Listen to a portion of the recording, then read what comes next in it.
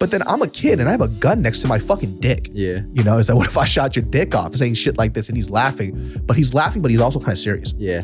And I remember just freak the fuck out. Right? And then he's like, look at this bitch. He's fucking, you know, he's scared. He's like, I ain't gonna fucking shoot you. But he would. Yeah. He would have shot me. Yeah. And I remember I went home and I fucking cried, dude. Oh, man. I went home that night and just out of nowhere, I started fucking crying because I was like, I could have died. Right. And I was like, dude, in 5, 4, 3, 2, 1. What's up, everybody? Welcome to another episode of the Genius Brain Podcast. I hope you guys are staying blessed. You're happy out there. May the Lord be with you. I hope the Lord has given you many blessings. It's holiday season, so you know, whether you celebrate it or not, I hope you guys have good company, a good time, good health, just a good position in life, man. You know, I was talking about this with Mariel on the previous podcast, but I think holidays now, when I go back home, starts to make me feel. It doesn't have like the same feeling. Number one, because, different family members have started different lives. We don't really gather like we used to. But the other thing is that every year I get to see how old my parents are getting, So it's like, fuck. Yeah, for you, there is that kind of disconnect in terms of like location. You have that barrier between you guys. And so you don't get that FaceTime with your parents as regularly as somebody like me, where my parents, they don't live exactly close, but are driving distance. They're about 30 minutes from where I am. Yeah. No, 30 miles, I'm sorry. So maybe roughly about 40 minutes, 50 minutes. And like when I get that feeling of over the years of like, damn, you guys are getting old. I can only imagine when you see them, that every once in a while that you do, what that must feel like. It's weird. Like I'll and it's not when I just look at them and I'm talking to them, they feel and look the same. Yeah. It's when I take a picture.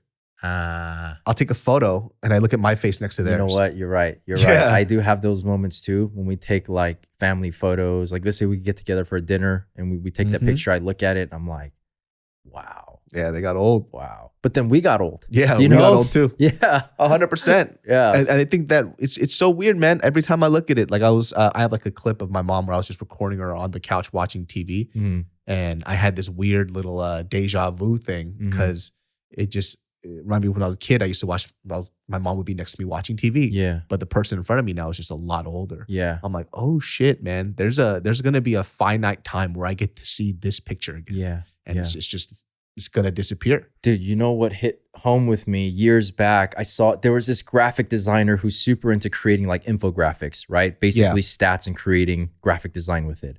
And he was thinking about, because he lived in a different country, I believe, from his parents. And so he was talking about the average number of times he gets to see his parents in a year, usually. And based on life expectancy rate, he basically charted that out, right? And so there's like individual human like silhouettes there. And he put in red the number of frequency, or like the frequency of rate that he can actually see them and how much time he has left. Yeah. And I looked at that and I was like, holy shit. And it hit him the same way too. Like, holy shit, I gotta do whatever I can to try to spend more time with them, at least like call them, talk to them. Cause looking at this chart makes me realize my time with them is so much limited. Yeah. And it goes into that perspective of like, how important it is for what we do with our time. Yeah, right. Yeah. And this might be repetitive from the last podcast, but I don't fucking care. It's just been on my mind a lot. Yeah. I forgot what I saw, but it had to do with the idea that people tell you that you have 24 hours within a day, but that's a lie because 8 of those hours is sleep. Right. And then the other 10 hours or 8 hours or so is work. So what do you do with that free time? Yeah. So it's like you've been told this lie that you have 24 hours in a day to do what you want. Yeah. And it's not necessarily true. No, it's not. You don't have 24 hours. Yeah. You actually have a lot less than that. A majority of that time is either you spent eating or going to sleep or working, right? So it's like, what do you do with this time? And it kind of like puts in that perspective of really just making everything count, even if it's a job that you're doing, right? Yeah. Like I find that to be a little, I wish I would have found that out a little earlier, I'm like, oh shit. Because I think I'm still relatively good with my time. I can always be doing a little more. Yeah. But it's weird when it's put into that perspective. It's like, hey, you actually don't have 24 hours. You have about 10 to 8. Yeah, I'm like, no, for sure. Oh for shit. Sure. And on top of that, you're a human being. So even let's say, hypothetically, you do have 10 hours. doesn't mean you're going to maximize those 10 hours. You're not learning a language all those 10 hours. You're not traveling, you know. Exactly. And, you know, there's going to be times when you're tired, where you're burned out. But like, that's why I respect, you know, these people who are able to just have that discipline and consistency with their work ethic. Yeah. Somebody like Kobe, for example, right? That's why I looked up to him in terms of his work ethic so much, because this guy not only did polyphasic sleeping, which is you break your sleeps into naps, right? And I think he did two naps during the day of 3 hours each. So he slept 3-hour blocks. And then every other hour would be, well, most of it would be dedicated to training and practicing. And it's just like, dude, to do that shit day in and day out for as long as he played basketball, just to keep himself at the top, it takes a crazy person, man. It takes a crazy person to be like, all right, I'm going to ignore this pain, ignore this injury, the fact that I got to spend more time with my kids, more time with my wife, all of that. All those sacrifices came with the territory of being great, you know? So when I look at that, it's something that I aspire to and that inspires me, man. But again, it's not so easy to do that on a daily basis. Well, you got to die in a helicopter now too, man. Man. Like, come on, man. Come on, man. That's too soon still. Too soon still, bro. Hey, my mind, I was like, don't say this joke. I fucking followed through. You fought the urge and you I don't give a fuck. Come on, man. That's the... Come on, this guy here, man. Hey, let me just tell you how much I respect Kobe. I'm a Sacramento Kings fan, and I have him on my wall. That's respect. That's respect, guys. If you guys know about the rivalry between Sacramento and LA, like to have a fucking Kobe poster on your wall, that's respect. Because I always loved watching him play. Even when we would go against Kobe, it was just so fun watching him play because you just didn't know what the fuck he was going to do. Yeah. You know, so I remember just getting pissed, but being like, damn, that shit was fucking sick. Yeah. You know, his work ethic is something that's very hard to follow, and I don't think everybody can do it. I think for sure. 99% people can't really do it. But for those people out there in that 1% that's searching for greatness, he's a great example of it. You know, Mike Tyson as well. Yeah. Bruce Lee. And these two lesbians making out. That one inspires me the most for some reason. This one is this one photo's a little out of place. I'm waiting for Tommy to create somebody that's another one of my heroes. Aesthetically, it goes together. It goes aesthetically really goes. I love this art piece too, by the way. It's like it's a representation of LA. You know? But these people are people that I admire a lot. You know, Bruce Lee, Mike Tyson, and Kobe Bryant. One of the things that I really enjoyed about Kobe was how he, you know, while he was still around, how he decided to be after he retired. He left no doors open. He left himself as an undeniable force. When somebody talks about greatness and what he does, you have an idea of two people, Kobe Bryant and Michael Jordan in the NBA. For sure. Even LeBron James, people speak about him now. Nobody talks about LeBron James the way they talk about Kobe and Jordan. Which number one, for what Kobe did to follow up what Jordan did, for them to have them in the same conversation is pretty fucking insane. You know, when you really think about it, because Jordan was the epitome of what basketball is in terms of being an elite. But now there's a conversation of elite. Or is it Kobe or is it Jordan? That's so hard to do. Not to mention, I think the biggest thing here too is Kobe had Jordan's respect. That's not easy to come by. You know what I mean? Especially when somebody is mimicking your style of play to the point where it's like a mirror image of you, right? And we learned after Kobe's passing just how close MJ and Kobe were, right? Like Mike spoke at Kobe's eulogy at the Staples Center, and I don't think a lot of the public knew just how close they actually were, right? People might have, I didn't know. I didn't either. And I'm a Kobe fanatic. I didn't know that. But that was the thing. They kept that relationship private, and I respect that so much too. For example, too, if you guys haven't seen his speech at the eulogy, he talked about how Kobe would text him in like the middle of the night at like 12 or 12 a.m. 2 a.m., 4 a.m. Like the most random advice ever. It's like, yo, my daughter has this move she's trying to work on. And Jordan's like, yo, what the fuck? It's 2 a.m. in the morning. What are you talking about this shit? He's like talking about like how to like further his daughter's career like in basketball. He's like, what were you thinking when you were 12? Is that first of all, it's 2 in the morning. And at 12, I was trying to play baseball. That's his like winner's mentality. And there's not a lot of like NBA players that you see after retirement where they still look as good as Kobe did. Yeah. Right? Yeah. Or as happy. Yeah. And fulfilled. And I think that was the thing, is that like he just strived for greatness in whatever it is that he was trying to do. The biggest difference that I see between Kobe and Jordan is that Jordan, I read this article years ago where it was basically an interview of Michael Jordan, and Michael Jordan was talking about how even till this day, in his age, he's still like he still feels like he could just tear anybody up on the court. I know. You know, like he's still talking shit in his head.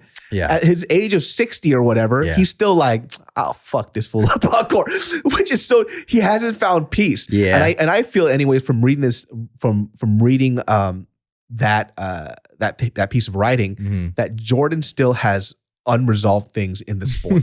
He still feels like he needs to do more. Even though he's the GOAT. Yeah. Which is crazy. And Kobe doesn't have that. Kobe's like, I did my piece. I can leave happy. And people were, even when they were interviewing him, they're like, would you ever think about playing again? He goes, no, I'm done. Yeah. I'm done. He left it all on the court, man. Yeah. And that was a beautiful thing to witness. Like, for somebody to be as great as Kobe was, to find peace after he's done with his career and tackle new challenges and to thrive in it, and then boom, it's like it's gone. You know, that's why it was so sad, because it was like, I don't know the guy personally, but I did grow up watching him, and he was a part of my childhood and adulthood, and he inspired me on so many levels. And to see him, you know, go on to tackle new things was just, it was inspiring, man. And again, I didn't know him personally, but I felt happy for him too. Yeah. And then it's like, it just fucking one morning, you know, it's like he got in a helicopter ride. Like, one of my favorite moments about this, I said this the last time we talked about it, was when everybody was like, Rick Fox died too. He's like, why you gotta fucking, I don't even know how his name came into the mix. I thought it was hella funny because Rick Fox was hella pissed. Yeah, he responded to it. Yeah, he's like, yo, fuck y'all, I'm not dead. I really don't know how his name got caught up in the mix. Somebody just didn't like Rick Fox and was like, yeah, he died too. Yo, somebody just hates Rick Fox, and he spread a fucking rumor that he was dead. And then Rick Fox is like, I'm still alive. What the fuck are you talking about? I don't know why anybody would care about Rick Fox on that level at this point to even come up with that rumor. But yeah, that was, despite it being a very tragic situation, I did find humor in that too. That shit, I felt so fuck. Do you remember that there was that comic Ari Shaffir? He got canceled because of some tweets that he said about Kobe or something like that. No, what happened? Shit, I don't even remember now, but I think I talked about it on the podcast years ago. But that's like one of those moments where there was some people who made really good jokes that kind of navigated in between the borderline of like offensive and then really fucking funny. Yeah. But his joke wasn't really good. I forgot the one joke on Twitter, like when he died, that made me cry laughing. Yeah. I can't remember which one it was, but that was that weird borderline of like, damn, this is really tragic, but there's a joke in this somewhere. Yeah, you know? Yeah. She was fucking crazy. Like, I still remember everything. Everybody remembers where they were when he died and when he passed away. Yeah. No, I remember distinctly, man. I was in bed. My jacking off. You put the lotion. You put the lotion down. Hold up. Why is my dick going soft right now? Something happened in the world. Let me look up the news right now. Something's off. Yeah, I'm getting bad vibes right here, right now. Yeah. I don't just go limp for no reason, you know. No, yeah, I was in bed, and then my ex woke me up and was just like, Kobe died, and I was kind of half asleep still, and I'm like, what are you talking about? Yeah, like, we're talking about fucking Kobe, you know? Like, what do you mean he died? And she's like, yeah, there's like, it's on the news, like he died in a helicopter crash, and I was like, what?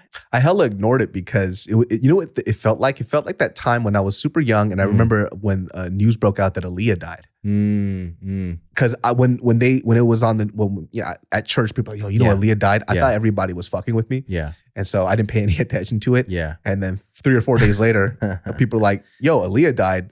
I'm like, oh shit, it's fucking real, dude. Yeah. I think that's how a lot of people took it, man. They were just kind of in disbelief at first, like, oh, this has to be one of those bullshit rumors. I think everybody was just kind of waiting for confirmation that this did actually happen. Because I think two, my initial thing was like, nah, man, it's fucking Kobe, dude. Like, what kind of sick joke is this? You know, like, come on, we're taking this hoax to a whole different level now. I wonder if Jordan, when he heard the news, he was like, I beat you.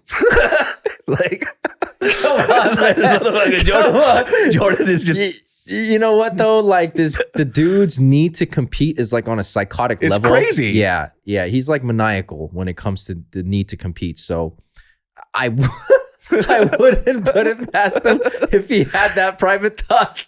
Did you? So I mean, this happened a while ago, but I didn't really talk about it. Did you listen to Young Dolph?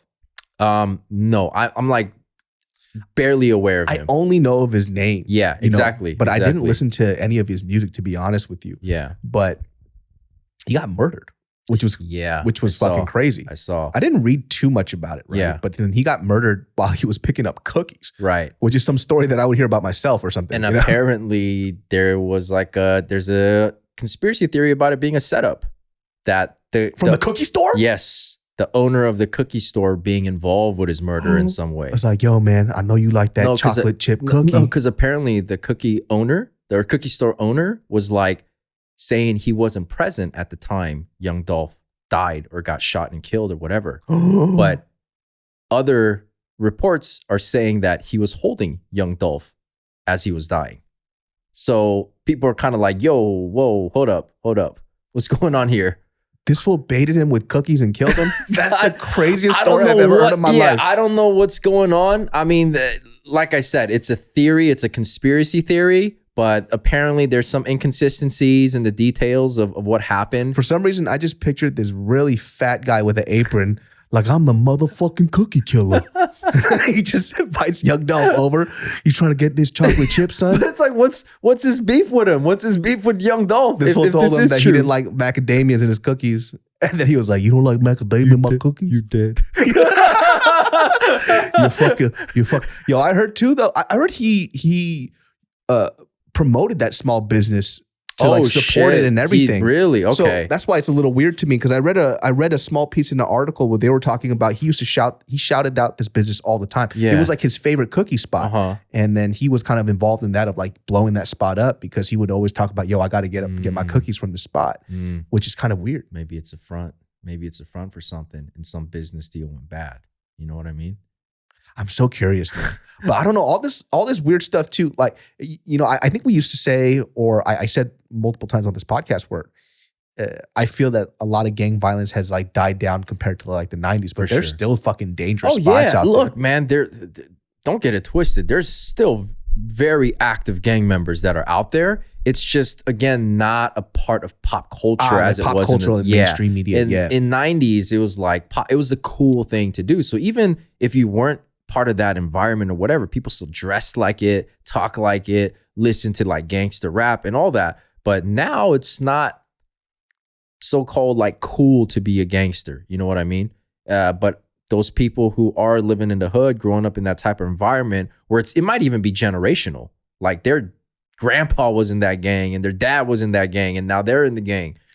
You know what's fucking crazy? So literally a couple days ago, I had this random fucking memory that just popped up because I was having a conversation with a friend of mine from Sacramento. He came to visit, but he reminded me of the story that I completely forgot because it was fucking traumatizing. So you suppressed this memory and it came back up. I suppressed this fucking memory super fucking hard. But he was talking to me about like, he's like, you know, we were just kind of sharing a conversation about where we're at right now. So he is now a pharmacist, right? Super dope. And this guy was like the dumbest fucking person I ever knew in my life. And he, you know who the fuck you are, you stupid shit. You're stupid, but I'm proud of you, bro. He was stupid as hell. Like, he was such a goofy, stupid fucking guy. Yeah. And I think he and I were both in this weird situation where we always wanted to be something that we weren't. And, you know, it's that time what you were talking about where gang violence was very glamorized. So even though we didn't belong in these circles, we wanted to be on the periphery of it. We wanted to, you know, just be a part of that type of shit. But we weren't really about this life. So he reminded me of that time. He was like, hey, remember that one time that fool fucking checked your ass super hard? I was like, what are you talking about? So there was this specific gang that I used to not kick it with per se, but they allowed me to kick it with them because I grew up with one of the OG's younger brothers. Okay. And it's funny, but it's not funny because I think they liked me because I was a really goofy, funny fucking guy, right? Yeah. So I would always like crack jokes or whatever.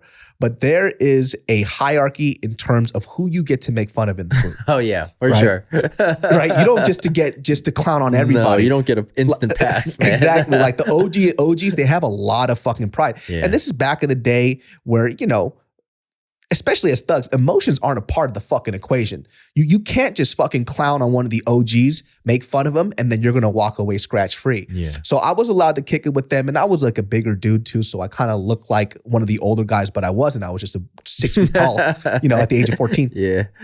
And you know, we were joking around, whatever.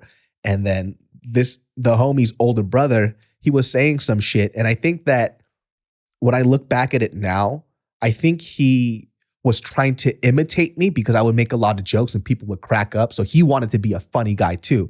The guy wasn't fucking funny at all. I can say this now. He doesn't do any of that stuff. He's a super nice guy now, has kids, has family. But you know what you did to me, you piece of shit. He's super fucking nice. Like he's super cool and chill. You know, just at that time, it was a different era. I actually don't know what he does, but his younger brother's a pharmacist. But I was getting a little too comfortable and, you know, cracking jokes or whatever.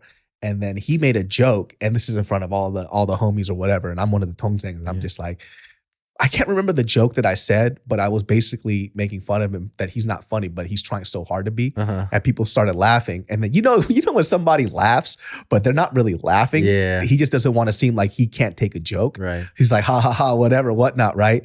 And then one of the homies kind of looked at me like, oh shit. Like, bro. Like, you fucked up, man. But I got carried away, Yeah. you know, because I felt super comfortable because they allowed me to kick it with them. And then this fool straight up in the middle of nowhere, out of nowhere, as we're like, people are laughing or whatever, he's like, oh, you think you're fucking funny, huh? And I'm oblivious. And I'm just giggling and laughing. And he's like, blah, blah, blah. He's like, would you giggle if I fucking capped you right now?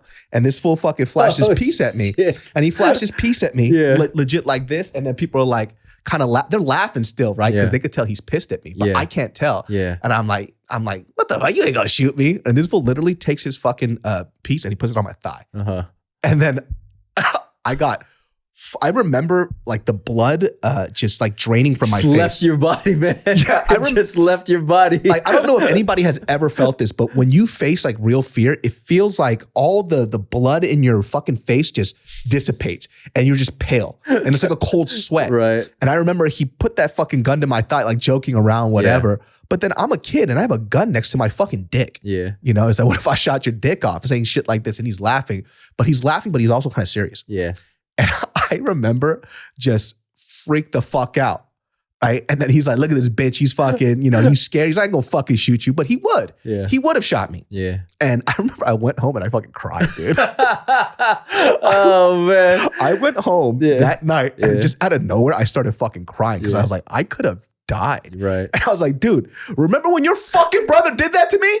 He was like, your brother put a fucking piece to my fucking thigh and my dick. He goes, yeah, he's not like that anymore, man. Like, he's like super like. Everybody else remembers it as a funny moment except for me. Yeah, because you're the one traumatized. I was traumatized as shit. Everybody was giggling, laughing or whatever, but this fool fucking checked my gangster super fucking hard and he put a fucking gun to my dick. And I'm like, oh my God, dude. It was the Goodfellas Joe Pesci moment. Oh, you think I'm funny? Funny. Oh, yeah. But I didn't die, you know? It's like one of those things. Like, shut the fuck up, Paulie. Yeah. Oh, what was that? Boom, kills him. But literally, that dude fucking threatened me just because I hurt his ego and his pride. Well, but that's the thing. You had to learn that lesson the hard way.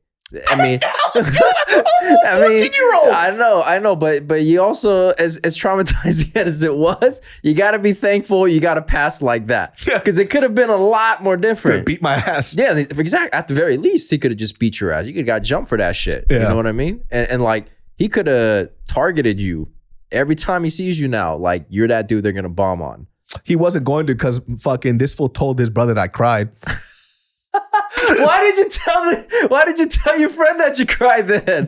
Well, because he called me up to see if I was cool. I was like, yo, man, not gonna lie, man. Like, shit. I was like, because we were on the phone. Yeah. Right? I don't want to tell this part, but I will. I don't give a fuck anymore. We were on the phone and he was like, yo, you cool, man? Like, I'm sorry, you know, my brother fucking pulled that piece on you. And as he was talking to me, I started crying, thinking about it. He's like, oh shit. I was like, bro, and I was like kind of pissed at him. I was like, bro, your brother could have killed me. He's like, he wasn't gonna kill you, man. It's like, you're my homie, dude. He's not gonna fuck. He just wanted to, check your gangster or whatever, whatnot. I'm like, but he was so much older too. I was like, what's the age gap? How old was he? He definitely was. He wasn't in high school. Okay, but okay, he was older than. Yeah, he didn't go to college, so I don't know what he was exactly, but I think he was at least like 19 or 20. Okay, so obviously a 14-year-old makes a joke at you, and then. Especially if he's an OG or whatever. Oh, dude, you are stepping on toes like a motherfucker. I think for him too, like when I look at it, it's like, what's that word in Korean? It's like, you could say whatever. Yeah, right. It's one of those things. Yeah. Because he was always super nice to me. Yeah. So I thought that we could just joke. But I think that if it was in a setting of just me, his brother, and him, it would have been fine. But it was me, his brother, and him, and like 5 other dudes. Right. And so I didn't know that the social hierarchy of the shit. And I think for me, because I wasn't in the gang, it wasn't a gang thing to me. I was just at my friend's house. Yeah. With his older brother. Yeah, everybody it's all shits and giggles. You thought, it's all good. Why not? I'm going to crack a joke. Oh, shit. Guess how many times I went back to his house after that? 0 times. Did you ever talk to his brother after that? Or no? He was super nice to me. Okay. After that. Okay. And I think for him too, I think he felt bad. Yeah. I think he felt bad after he found out I went home and I cried. So he's a gangster with a conscience. Yeah, because he saw me since I was a little kid. Yeah. You know what I mean? So it's not like he just wanted to do that shit, but I think for him, within his power in that group, he had to do what he had to do to show everybody like, yo, this kid's not going to just go ahead and mouth off to me how the fuck he wants. Right. Because I was a funny guy. But that shit was traumatizing. No, you gotta know, man. There's rules, like unspoken rules and things you gotta know in that type of environment, that type of setting and hierarchy. And that's a no right there, man. You committed cardinal sin. I didn't fucking know. I wish you would have told me.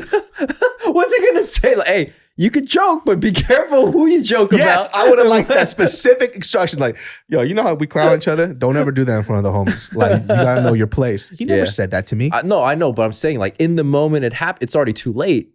You know what I mean? I'm over here just, I'm like having the time of my life. You know what I'm saying? Just laughing my ass off, whatever, whatnot. Yeah. And it was problematic too, because at 14 I was drinking, and then, they were giving me drinks. So I was already super loose and fucking drunk. Yeah. As a 14-year-old kid.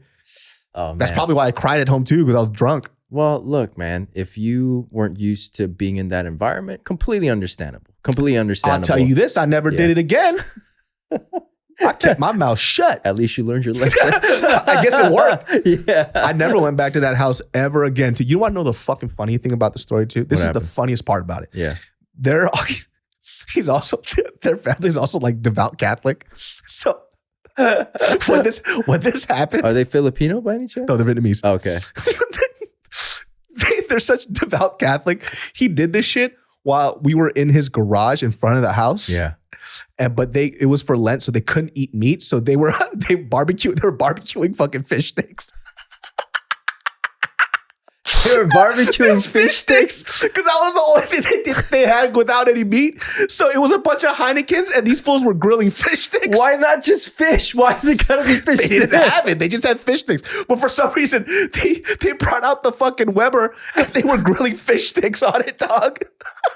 I've never seen anybody grill fish sticks on a fucking grill. They were literally grilling fish sticks on this like mini Weber grill. Yeah. As this fool had a gun to my fucking dick with a bunch of Heinekens drinking, dude. This whole scenario is the fucking funniest thing ever. And that's so funny how you suppressed that memory until you saw that guy.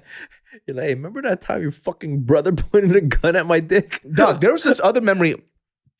So I was talking to my cousin, and my cousin told me this shit where we were hanging out with each other. This was like maybe a year ago. I might have already told this, but it was a year ago where it was me, my cousin, and it wasn't my brother. It was me and my cousin, I think. It was just us. We were in Sacramento, and we decided to drive by our old duplexes. So in Sacramento, we used to live in these duplexes, and my cousin and my aunt and uncle, they lived in a duplex pretty close by in the same neighborhood. This podcast is brought to you by Raycon, my friends. By now, you've probably seen about 1,000 gift guides for the holiday season. Gifts for moms, gifts for guys, gifts for your neighbors, cousins, dog, who you don't like, but you know what? Might as well just throw that stupid asshole in there. Pooped on my lawn the other day. You could study all those gift guides and shop at 10 different places, or you could just stop your shopping and just go to Raycon and get a gift everyone will use. We all know how much we hate gifts that have no freaking purpose. If you give somebody a sweater for a Christmas gift, just know there's a special place in hell for you, you piece of shit. My aunt. Raycon gives you amazing audio quality wherever you go. We're talking about Raycon wireless earbuds. Whether you use them to pump up, wind down, to work out, or anything else, everybody loves themselves a pair of Raycons. I love mine. I just came back from the gym when I was boxing, and guess what? My Raycon earbuds didn't fall out. They caressed my ear holes like my wife caresses my butt. Yeah, I said it. The holidays are coming up faster than you think. Now's the time to knock out that gift list and avoid the last minute shipping scramble, especially because right now my listeners will get 15% off site-wide with code HOLIDAY at buyraycon.com/brain. Go to buyraycon.com/brain and use code HOLIDAY to get 15% off your entire Raycon order. That's buyraycon.com/brain. BRAIN. In this neighborhood, there's a bunch of trap houses. It's not a very nice neighborhood. Yeah. We used to get in a lot of like neighborhood fights as little kids. I remember this specific memory where we all got into this huge fight, and there's this one random memory of a lady at the block just watching us fight each other. Hold on a second. Whoa. Yeah. You all right there, buddy? I got it right here. Hold up. Why are you doing that? This shit has been bothering me. What the fuck is this? That's a white hair. What? Why is there a long piece of white hair? I'm getting old, dude. Oh, is this actually your hair? It might be. I don't know. Oh my goodness. But we're at this duplex, and I forgot what the reason was, but we had this whole little like neighborhood block brawl. All the kids were fighting each other. I don't know what the fuck it was about. Yeah. But this one specific memory of this lady standing there, and my cousin remembers this too. He goes, "Do you remember when we were doing that neighborhood fight and all the kids were fighting each other?" And it was one of the ladies who was just standing there watching us eating pink Starburst. Like she was just sitting there just eating pink Starburst. I was like, yo, I fucking remember this. Yeah. And then I told him, I go, hey, remember that one crazy kid where he broke up the fight because he came through and he pulled out a knife on everybody, like a kitchen knife. Oh. He ran into the house and he grabbed the kitchen knife and he started swinging it at people. Wow. To stop the fight. Yeah. No, to like fuck people up. Oh, to fuck people. Oh, he was engaged in the fight. Yeah. He was like trying to fucking stab people with like a kitchen knife. Wow. And my cousin stops and he looks at me and he goes, are you serious? I'm like, yeah, you remember that fucking crazy kid who was like trying to stab people? Yeah. He goes, bro, that was you.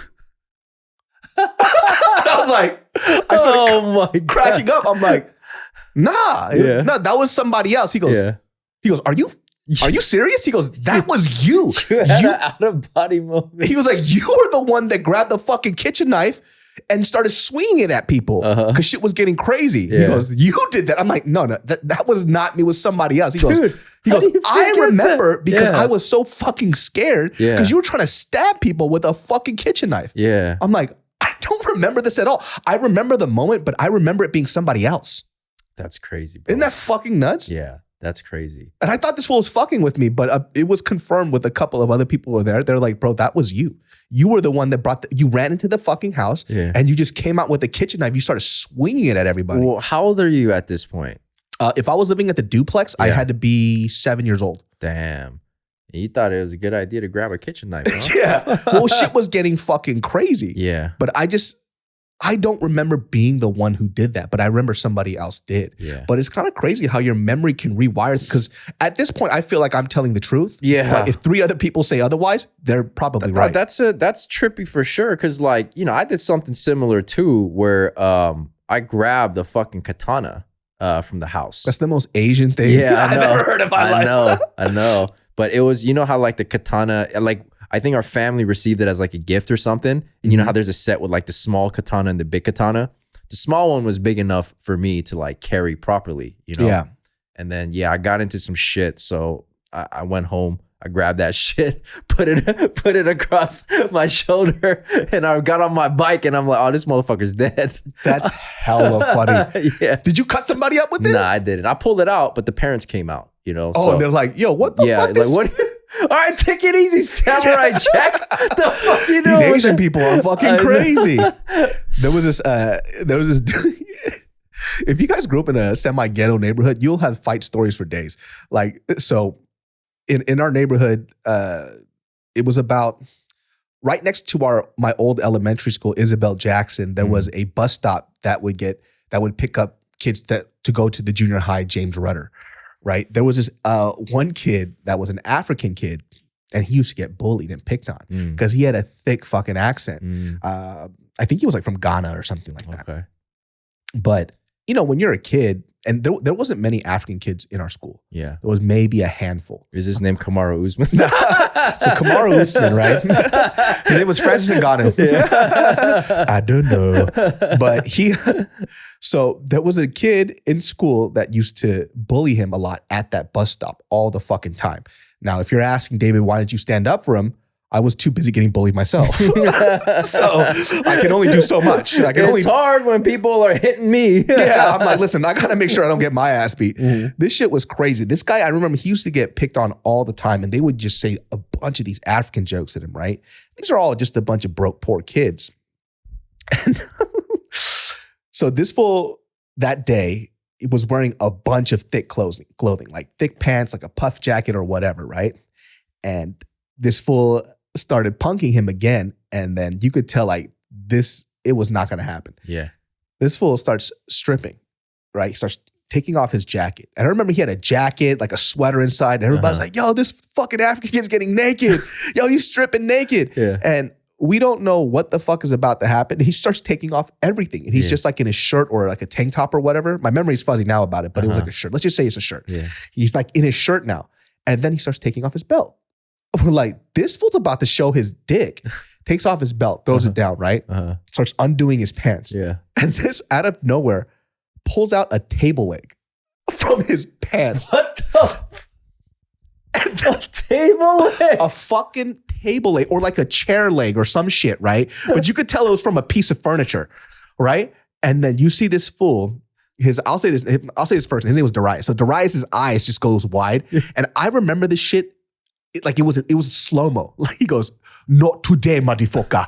Comes up and just what? Darius turns around, tries to run, hits him in like the small of his back, and Darius' back arches.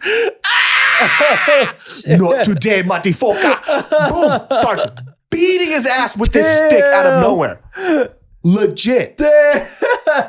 Beats the fuck out of Darius with the fucking stick. Not today, motherfucker. Bah, bah, bah.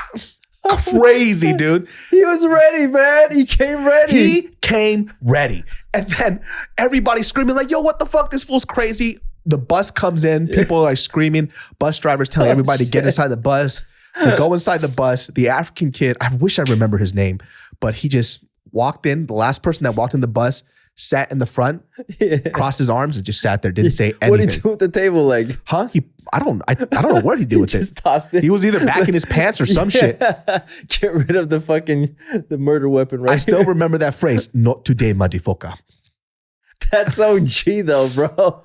That's so G, man. Bro, if you guys know African people, right? The way they would whoop their kids with table legs and belts. And these motherfuckers too, like I remember something popped off in Twitter, right? But it was like a fight that happened like in Africa or something. And it was like a World Star video. Yeah.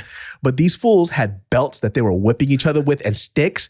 And I got tagged in that shit because everybody was like, oh, that story that David told was true. I was like, I told you. This fool brought a fucking table leg or like a chair leg and he started beating the shit out of this kid. That's the thing though. When you're in an environment without fucking guns, you use whatever the fuck you can to get whatever you can get your hands on. That's going to do the most damage and harm possible, whether it be your belt, whether it be a table leg, a bicycle tire, whatever is in the environment, you know? I've never seen somebody beat the shit out of somebody with a table leg, dude. that reminds me of a story of Stephon Marbury, you know, the basketball player. Yeah, right? Starberries, baby. Yeah, Starberry. I remember this fool debuted his shoes and he sprayed his ankle. Yeah. Those are garbage. I mean, look, I admire why he made the Starberries because he wanted to like make affordable shoes for kids. Yeah, in inner city, right? But like, yeah, I remember a story he was telling too, like about all the crazy shit that he would see growing up. And one of the stories was he saw a dude get impaled by a table leg on the basketball court. Like, a fight broke out and somebody got fucking stabbed and impaled by a table leg. And I thought it was just like, who has a sharp fucking table leg just at the ready, you know? It's like, was he African too? That kid, 100%, 100% that fool was African, kid, dude. Man. He's like, you know, he moved to New York after he got older. Motherfucker, you are telling me I don't get these buckets? Not today, No, today, motherfucker, I get buckets. I bet you it was the same dude. I mean, when I was in Sacramento, everybody told me I couldn't do nothing. And he just comes up, just starts stabbing people on the court now. There's so many questions behind that. I don't know. Yesterday, I saw a fucking homeless dude with a vacuum, and I said, why the fuck does he have a vacuum? Same shit. Why does he have a table leg? Where did he get the table leg from? Did he break it up? Did he just happen to find it? How did he fit it into his pants without making it seem like there's a fucking table leg going down? You know what I mean? God, there was just so many questions. So many weird...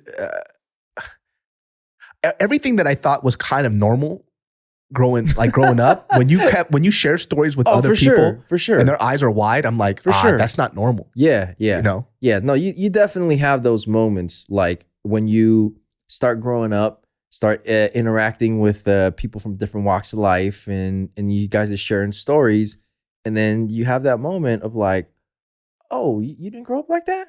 Yeah. You didn't go through that? Okay. Like there was this one kid in our junior high that flunked like 2 or 3 times or some shit. This fool was hella old. I'm like, the fuck are you still doing here, bro? Like, you could get a job now. And the fool's like in junior high.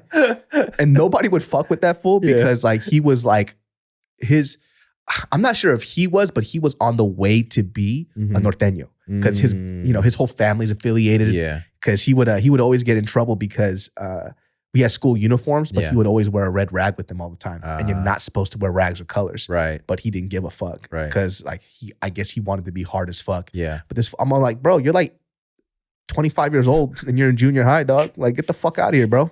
He wasn't that old, but I'm just saying, like, he was old as shit. It's like that, and obviously he's gonna be bigger, I would assume, than he was bigger, dude. Yeah, than the kids. If he's fucking 2-3 years older, like during that time, that makes a pretty big difference. The musculature looks different too. Yeah. You know, because we just hit puberty and then we go into junior high, Right. and then you see this motherfucker there.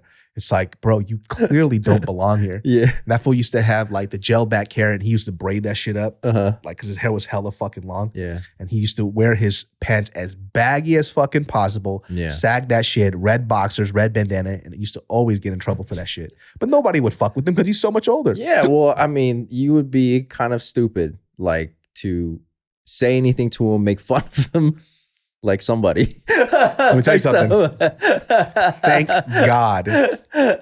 But yo, speaking of guns, man, I know this is a kind of a hard segue here, but the whole like school shooting situation again, you know, happening. Ethan Crumbly. Bro, what happened with that? I actually didn't read it because I was like, I just didn't want to. Yeah, no. So basically, it's another mass school shooting. This kid, Ethan Crumbly, it happened in Michigan, and the fucked up part is, like, you know, once details came out about the situation after it happened, it was completely preventable, right? Now, his parents are also I believe, in custody, being charged with the involuntary manslaughter. Like, they got like 4 charges against them. But the kid's mom bought him a fucking gun for his 15th birthday, I believe, right? And that day that the shooting happened, he drew apparently some very disturbing pictures of like him killing people or something, just something very graphic. Teacher saw it. They had a conference with the parents that day. And it was so alarming that I think they advised the parents like, hey, this guy needs to seek professional help within the next 48 hours, right? Okay, if it's that alarming where you say within the next 2 days, this guy needs to get some help, right? But you know what they did after that? They sent him right back to class. What? And you know what happened after that? People died. People got shot. People got hurt. Completely preventable. And look, when I saw that this happened, my first instinct was just, or my first reaction, was another mass shooting. Yeah. But then I caught myself this time where I hated that I was having that reaction. I'm like, fuck, man. I'm so desensitized to these mass shootings, to these fucking children getting shot and killed and dying, that my reaction is, another mass shooting. You know, I had this thought too, where there's a lot of news now where we always kind of harp on this too. It's that the media that we get fed, that a lot of people harp and talk big about, are the ones that are pushed towards us. Right. There is no denying this anymore. Yeah. Right. We talk about that with the Giselle. Ghislaine? Ghislaine, whatever. Giselle. Ghislaine Maxwell. Ghislaine Maxwell. Right? Yeah. That's a huge fucking case. Yeah. It's getting no coverage. I know. Nobody gives a fucking I know. And fuck about And we're it. talking about fucking minors in this case too, you know? And so with this, man, I kind of stopped myself. You know, I mean, as you know, it's been like crazy and busy and hectic for me lately, but I just stopped myself to like really let myself feel it, you know? And I was just thinking about, think about it, dude. The heartbreak, your friend died, your child died, your nephew died, your niece died. You know what I mean? And these are fucking kids, right? And what does that say about like the state of this country and the state of gun law? Like, you want me to tell you something crazy, bro? Our country, the United States of America, right? From what I remember, I don't know if this stat has been updated, but I think as of 2018, our country has 60 times more mass school shootings than all the developed nations combined. What the fuck does that say about the state of our country? What does that say about the state of our society? We're talking about kids. The fact that they're kids implies they need nurturing, they need guidance, they need help. Right? They're kids who basically, you got to teach them how to navigate this world. His parents failed him, the school system failed him, and society failed him. I wonder too, in like these cases too, right? I wonder what the stat is for other countries, because there's a lot of stuff that isn't said or done, right? Just because, like, not in terms of like mass shootings or whatever, but because I always, like, for example, I had a conversation with somebody where we were talking about all these stories that we would hear in Mexico, like stuff would happen. And I've shared a story on this podcast where I talked about a girl who was kidnapped by the cartel, had her body chopped off in half and delivered, you know? Yeah. And then just recently I talked to another buddy of mine who had a person who was in film, a friend, and then he was missing for 3 days. They didn't know where the fuck he was. Yeah. He went to a fucking resort in Mexico, got kidnapped by a competing cartel. I don't remember which resort it was. And then he was like tortured for 3 days. Right. And they took all of his fucking money. I'm like, holy shit. Yeah. This world is fucking nuts. It's savage. This was like a year ago or something like that. So I'm like, that's pretty fucking recent, dude. Yeah. And he was at a resort. Yeah. Which is not supposed to happen at resorts. Right. Which is kind of shocking too.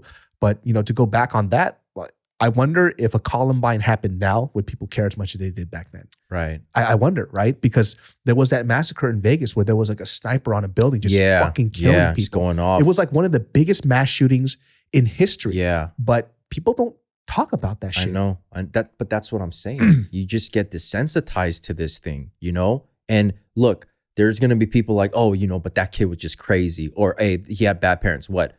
We don't have mental health issues in other countries. We don't have bad parents in other countries. That exists all across the world.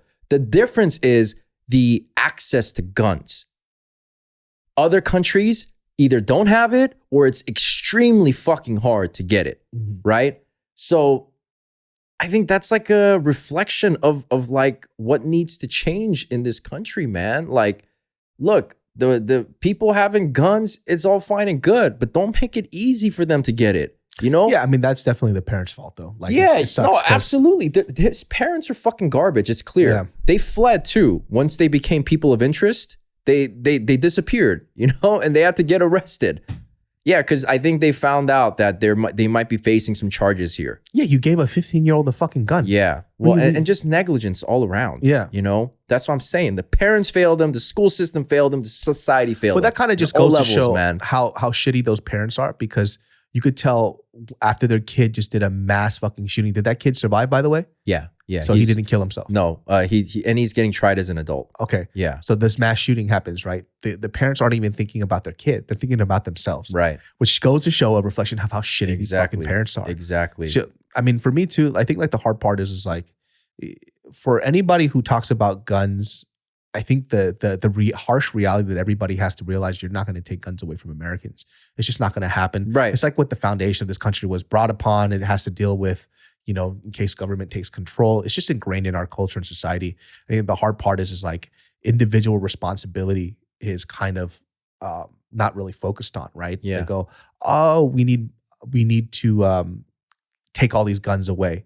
Just not possible. So let's talk about something a little more real, right? Gun laws. Like, yeah, and I wish I knew more about like the whole gun situation in this country, because I really don't. Well, gun rights activists want to make it as simple as possible to be able to not only own a firearm, but to be able to carry the firearm, concealed firearm, all of that, right? Yeah. But I'm just saying, it's like, why is it so hard to fucking agree on the fact that it should be a very, very extensive process in order for you to be able to buy a firearm, possess a firearm, and own it? Yeah, I wonder what the argument behind that is. I never really thought about that. Because America, that's why. That's why. It's really that. It's really that. It's our God-given right.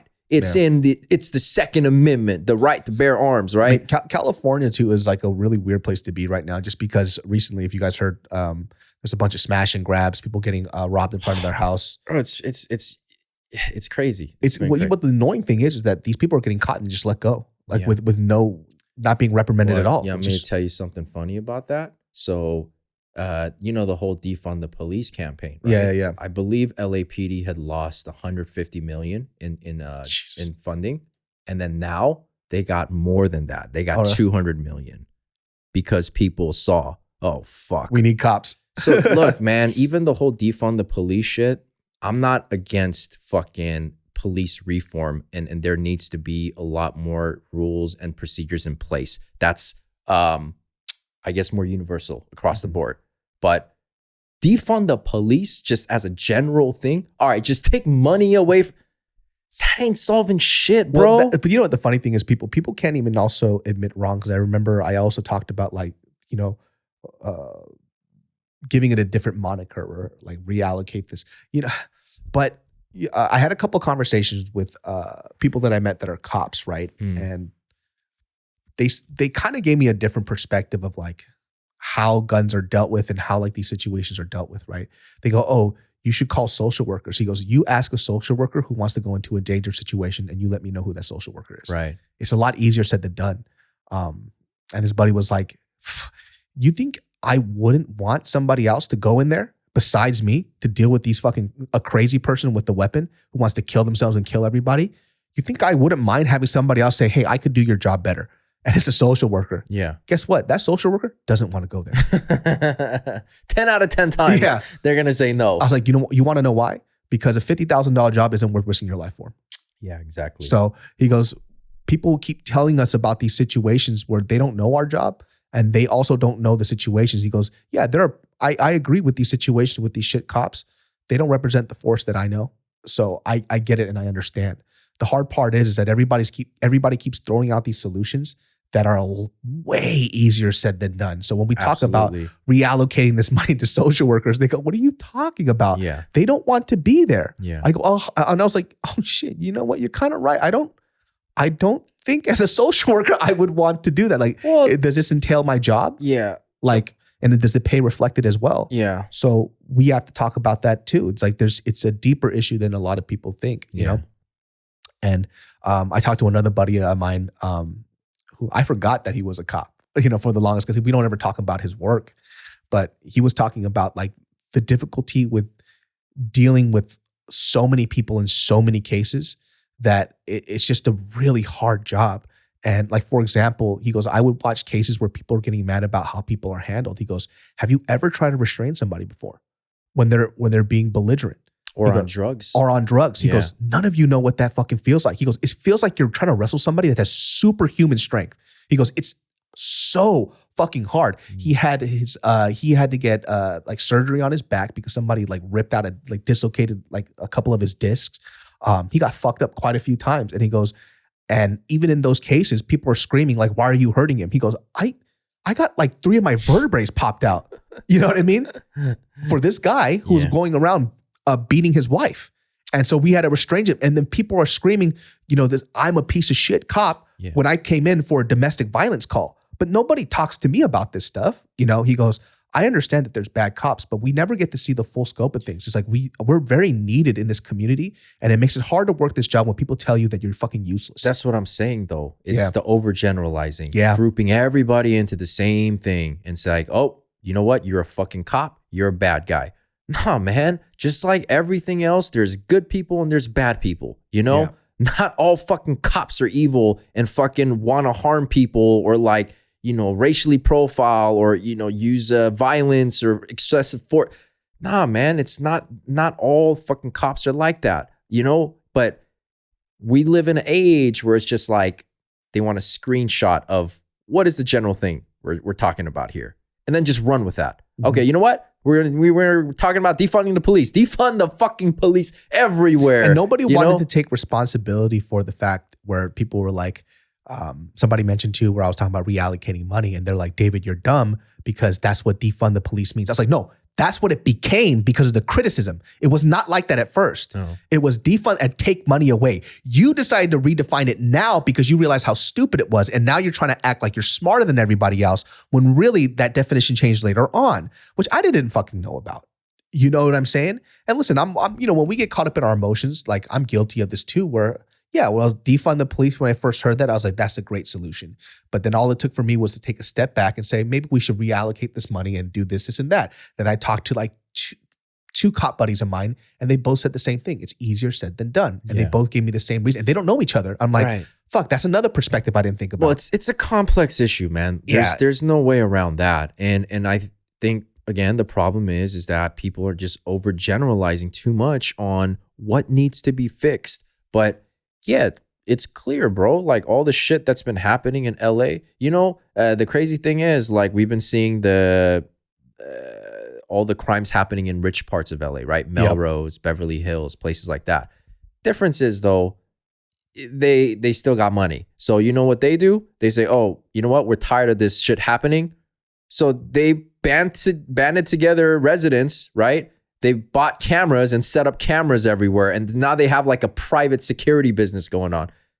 Do that shit in a, you know, like poor area. Yeah, in a poor area. That's not going to happen. They just have to live with it, right? So it's another thing, just the disparity in fucking wealth and just kind of the whole situation here in LA has gone to absolute shit to the point where like, I don't even know if I want to live in LA anymore. Yeah. I mean, it's getting to that point for me now too, especially because of how you know, the hardest thing about California is the way that I consider myself pretty liberal. He's getting crazy now. You know what I mean? Like the fact that criminals are getting away and they're getting benefits versus being reprimanded. It's like, oh, I could just smash and grab something under $1,000 or under $5,000 and I could walk away scratch free. There's no consequences for people. I'll tell you this though, you know, a lot of people not like the gun laws in Texas. You rob somebody in Texas, you're fucking 6 feet under. Yeah. You know? Well, so that's an argument for gun advocates, right? And again, I'm not saying, oh, take away everybody's guns and people don't have the right to own. No, I'm not saying that. I'm just saying there just needs to be a lot more extensive. It needs to be a lot more extensive process to getting a gun. It shouldn't be an easy process by no means, because you got these people who are not right in the head, whether they're old enough to buy it or these irresponsible parents fucking purchasing a gun for their kid who's already mentally unstable for his 15th birthday. And what's the result? Yeah, what was the fucking idea behind that? It's like, my kid's a little crazy. A gun. You know? I want to know the fucking thought process behind that. Well, obviously they're trash human beings, man. I mean, I don't know like the details of like everything in that case with the parents, but just from what I've read, I'm like, dude, what are you doing, bro? Yeah. Like, what are you fucking doing? And it's just, like I was thinking, man, if that was my son, my daughter, my niece, my nephew, you know, like it's heartbreaking, man. It's fucking heartbreaking. And it made me upset and sad and angry all at the same time. I just had like this bundle of emotion. And I'm like, well, fuck, man. It's another one of those stats where this country is number one in, and it's not anything to be proud of, you know? So speaking of like liberal and all of that, this hat I was telling you before we started the podcast. So this is the first time I wore this hat out in public today, and I was getting double takes from people, and I was like, what the fuck? Why are like multiple people giving me like double looks? I think it was because they thought I was wearing a MAGA hat, which is fucking hilarious. And it, you know, like red has become pretty much like synonymous with the Donald Trump brand. And so I think they were just kind of doing double takes to see if I had. And then Dave pointed out maybe they thought it was M for MAGA. Yeah. I'm like, this is not an M, dude. This is SS right here for our secret society. That's so funny. They're like, you feel good about yourself, you fucking gooky ass traitor. Hey, so this hat is inspired by a 90s cigarette. I'm not going to say the name, you know, because I don't want to get in trouble, but it's inspired by a 90s cigarette brand. That should be clear enough on what it's inspired by. But I'm like, I wanted to tell these people, I'm not fucking MAGA, bro. Like, they just people walk by, why don't you suck his dick? You're like, what? What are you talking to me? What do you mean? Yeah, it's so weird. Like, you know, I was, because I was going to UPS to drop off some stuff, and then like, yeah, people just kind of like, you know, you can't wear red hats anymore, bro. I know, but fuck it, bro. Like, this is not what that means, man. I think it's a dope hat, so you know, I'm gonna still rock it. So funny. Well, guys, that wraps up this episode of the Genius Brain Podcast. I hope you guys enjoyed that podcast. We will every Thursdays and Sundays so far for this month until next year, January. I'm thinking about flipping up the way that this podcast looks. Instead of just having one angle, we might have 3 cameras. Kind of up the production on it. So you could get one under the ball shot. One ball shot. I'm gonna go one right into my penis hole. Yeah. So I don't know if you guys will like it, but sometimes I just want to switch it up and have a change. It's gonna cost a little more money, but whatever. If it's once a week, I might as well just up the production on it. But every Thursdays and Sundays until January 1st of next year. Other than that, guys, you can catch Ed at Ed2 on Instagram, and also Secret Society, SCRTSOCIETY.com. Just dropped a new fucking fire ass line. We're going to talk about it on another podcast, or whenever it comes out. It might be before this one. Who knows? But new back to basics line. Probably one of my favorite lines that we did so far, especially because everything is made domestic, which means the quality, the cut, and so everything is fucking amazing about it. And I know a lot of people out there want to talk that, you know, their shit is dope, but your still is still a blank from a fucking factory. So don't you dare talk to me about that shit. But yeah, every Thursday and Sundays for this month, and then once a week starting next year. It's still going to be a dope podcast. We're going to keep it going on Sundays, every Sundays, 12 p.m. And we'll see you all next time. All right, y'all. Peace.